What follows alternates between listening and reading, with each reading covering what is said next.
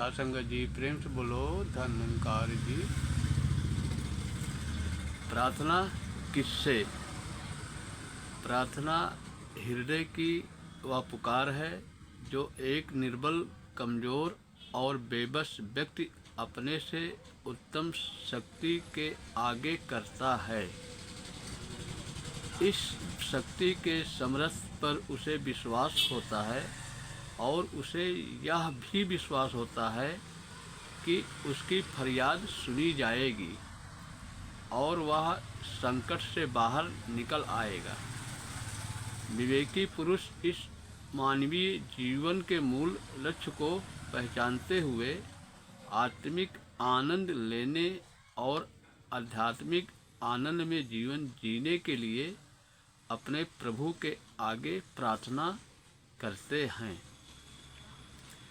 यूँ तो प्रार्थना सुनने के अधिकारी केवल निरंकार और सद्गुरु ही है जो प्रार्थना सुनने और स्वीकार करने में समर्थ है, दयालु और कृपालु है, जो सभी दातों के स्वामी हैं और दात देने में कभी संकोच नहीं करते और जिनकी दया सागर कभी सूखता नहीं, परंतु इस महान सर्वोत्तम शक्ति की पहचान न होने के कारण मानव उन्हीं के आगे नतमस्तक हो जाता है जो उसके सम्मुख होता है। वह झुकता तो है परंतु केवल अपनी स्वार्थ पूर्ति के लिए, छोटे छोटे हितों के लिए, छोटी छोटी बातों के लिए मानव दूसरे मानव को भगवान का दर्जा देना शुरू कर देता है। उसे गरीब निवाज, स्वामी, दयालु, कृपालु और यहाँ तक कि परवरदिगार तक के विशेषणों से पुकारता है। यदि पुलिस वाला चालान काट कर जुर्माना करने लगे तो उसके पांव पकड़कर क्षमा के लिए प्रार्थना करता है। 100-200 रुपये बचाने के लिए उसके आगे घुटने टेक देता है। दफ्तरों में अक्सर देखा जाता है कि यदि किसी अधिकारी से कोई अनुचित लाभ उठाना हो तो कर्मचारी सभी हथकंडे अपनाते हैं, उसकी चापलूसी करते हैं, उसके पांव पकड़ते हैं और अपने नन्हे नन्हे बच्चों का वास्ता देकर उससे दया की भीख मांगते हैं। यदि बात न बने तो अपने नन्हे बच्चों को भी उसके कदमों में डाल देते हैं। आँखों में आंसू लिए ये बच्चे उस अधिकारी से हमदर्दी और क्षमा की भीख मांगते हैं। कहीं वह अधिकारी किसी दूर जगह पर तबादला न कर दे या गुप्त रिपोर्ट गलत न लिख दे या अन्य किसी ढंग से कोई नुकसान न कर दे। इस भय के कारण उस अधिकारी के सम्मुख बहुत ही नर्म भाव, मीठी भाषा, सेवा भाव और प्रेम का दिखावा करते हैं। किसी सांसारिक हित के लिए नतमस्तक होना, गिड़गिड़ाना, ऊंचे ऊंचे शब्दों का इस्तेमाल करना केवल बनावट और पखंड भी हो सकता है। स्वार्थ सिद्ध के लिए तो कहते हैं कि लोग गधे को भी बाप बना लेते हैं। यही हाल ऐसे स्वार्थी लोगों की प्रार्थनाओं का होता है।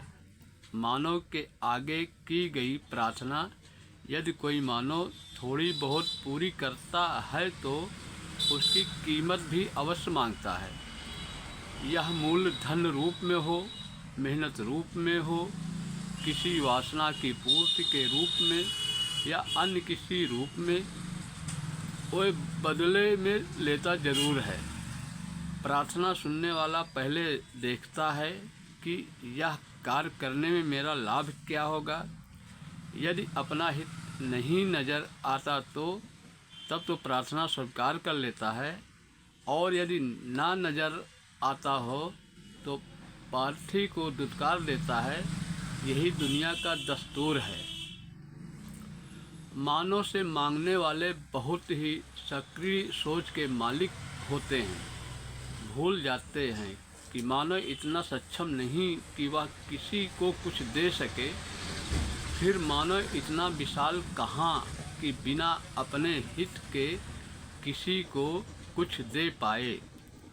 यह गुण तो केवल ईश्वर एवं सद्गुरु का है, जो बिना गुण अवगुण विचारे सबकी पुकार सुनते हैं, बिना कुछ लिए देते ही चले जाते हैं।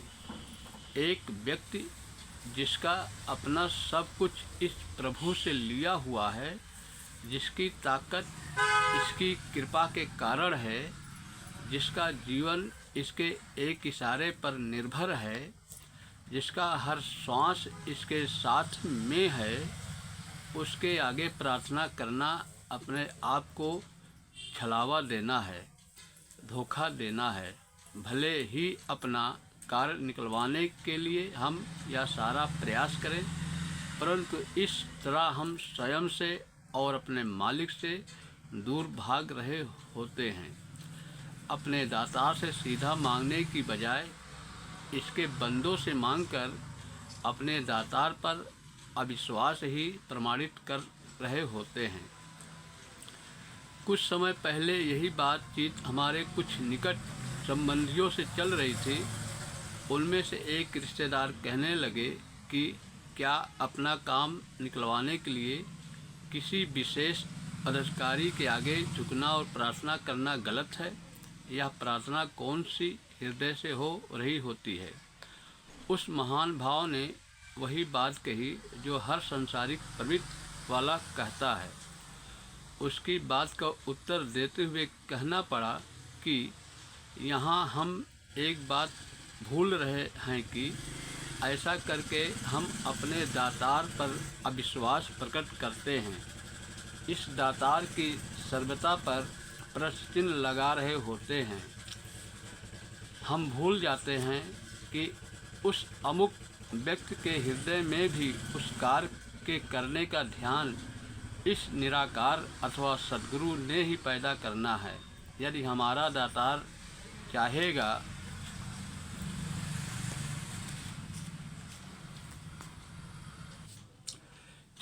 तो ही वह व्यक्ति हमारी प्रार्थना सुनेगा, हमारा कार्य करेगा, वरना टाल मटोल कर देगा।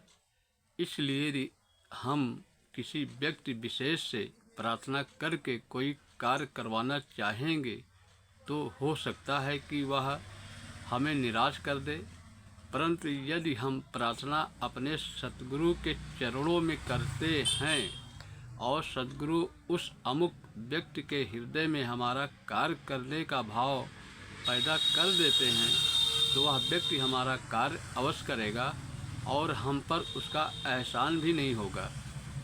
इसके विपरीत यदि हम प्रभु के विश्वासी भक्त हैं, दुनिया में विचरण करते करते कहीं जीवन की गाड़ी रुक सी गई है अथवा किसी उलझन में फंस गई है, तो यदि हम इस निराकार के आगे ही प्रार्थना करते हैं, तो यह सर्वशक्तिमान जिस व्यक्ति के घट में चाहे बैठकर हमारा कार्य सिद्ध कर देगा।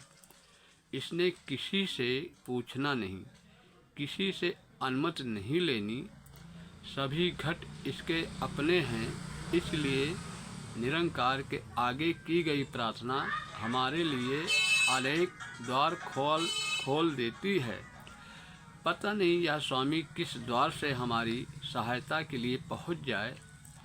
इसलिए ब्रह्मज्ञानी भक्त प्रार्थना केवल अपने निरंकार अथवा सद्गुरु से ही करते हैं। इसका भाव यह नहीं समझ लेना चाहिए कि ब्रह्मज्ञानी हाथ पर हाथ रख कर बैठ जाता है कि अब मैंने प्रार्थना कर दी है, मेरा प्रभु अपने आप कार्य करेगा, मैं तो सोने जा रहा हूँ। ऐसा नहीं है।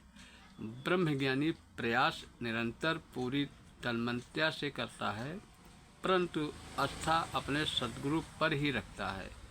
निराकार अति सूक्ष्म है। इसकी अनुभूति करके इसके आगे प्रार्थना कुछ बिरले गुरसिक ही करते हैं, जो निराकार में साकार और साकार में निराकार को देखते योग्य होते हैं।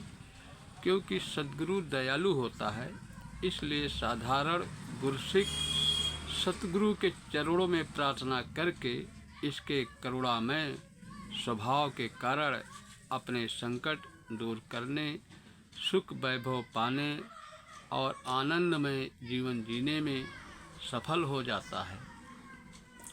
गुरसिक सदैव यही प्रार्थना करता है कि हे दातार, आपके अनेक रूप हैं, आप सब कुछ करने योग्य हो। जो कार्य मेरे लिए असंभव है वही आपके लिए संभव है। हे दातार, मेरी पहुँच आप तक है और आपकी सारे ब्रह्मांड तक। मेरी लाज आप ही रखना और मुझे दर बदर की ठोकरों से बचाए रखना। मेरे कदम वहीं ले जाना जहां आप स्वयं प्रकट होकर इस कार्य को करने वाले हो। इस प्रकार एक गुरसिक प्रयास तो करता ही है, पर विश्वास अपने निराकार सद्गुरु पर रखता है। इस संसार में बहुत से लोग अपने हाथों से बनाए इष्टों के आगे प्रार्थना करके भी हृदय का चैन और सुकून ढूंढते हैं। ये इष्ट पर सत्ता का प्रतिबिंब रूप समझे जाते हैं। समझने वाली बात तो केवल इतनी सी है कि यदि किसी वस्तु या मानव का अस्तित्व है तो उसका प्रतिबिंब किसी फोटो, बुत या प्रतिमा के रूप में लिया जा सकता है।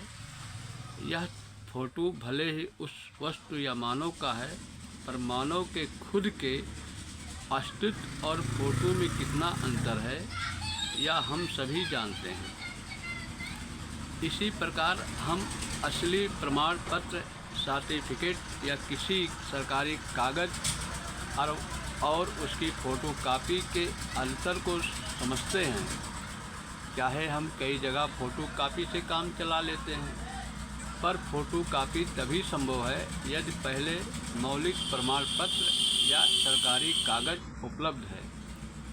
इसी प्रकार इन इष्टों से जब हम प्रार्थना करते हैं तो हमारी प्रार्थना पूरी तो निराकार ही करता है, परंतु हमारे सम्मुख वह विशेष इष्ट होता है, इसलिए हमारी आस्था उसी पर टिक जाती है। इसका सीधा सा कारण यही है कि निराकार हमारे दिखाई नहीं देता जब तक इसकी पहचान हमें समय के सद्गुरु से हुई नहीं होती। हमारी आस्था दृष्टिमान इष्ट पर ही बनी रहती है। ब्रह्मज्ञानी संत इस निराकार की अनुभूति करने के पश्चात इससे सीधा नाता जोड़ लेता है। इसका नाता जुड़ते ही यह मालिक स्वयं ही इसकी हर आवश्यकता का ध्यान रखता है। भक्त भी सदा यही प्रार्थना करता है कि यह नाता सदैव जुड़ा रहे। दुनिया की रंगीनियाँ कहीं उसे अपने प्रीतम से जुदा न कर दे। यदि इसे कुछ मांगना पड़े तो केवल अपने दातार से ही मांगता है, जो देने में कभी चूकता नहीं, थकता नहीं। लेने वाला चाहे थक हार जाए, गुरबाणी का महावाक्य है, दे दा दे ले दे थक पाए। इसलिए हमारी प्रार्थना के अधिकारी सिवाय निराकार अथवा सतगुरु और इसके संतों के कोई अन्य इष्ट या मानव नहीं। जब हम किसी संत महापुरुष के आगे प्रार्थना करते हैं तो वह भी हमारी फरियाद सद्गुरु के सुपुर्द कर देते हैं। इस अवस्था में भी प्रार्थना को सही रूप में निराकार अथवा सद्गुरु ही सुन रहे होते हैं। बेहतर यही होता है कि हम अपनी प्रार्थना सीधे निराकार अथवा सद्गुरु से करें। साथ संगत जी प्रेम से बोलिए धन्यकार जी। साथ संगत जी अच्छा लगे तो लाइक करिएगा, सब्सक्राइब करिएगा, शेयर करिएगा। प्रेम से बोलो धन्यकार जी।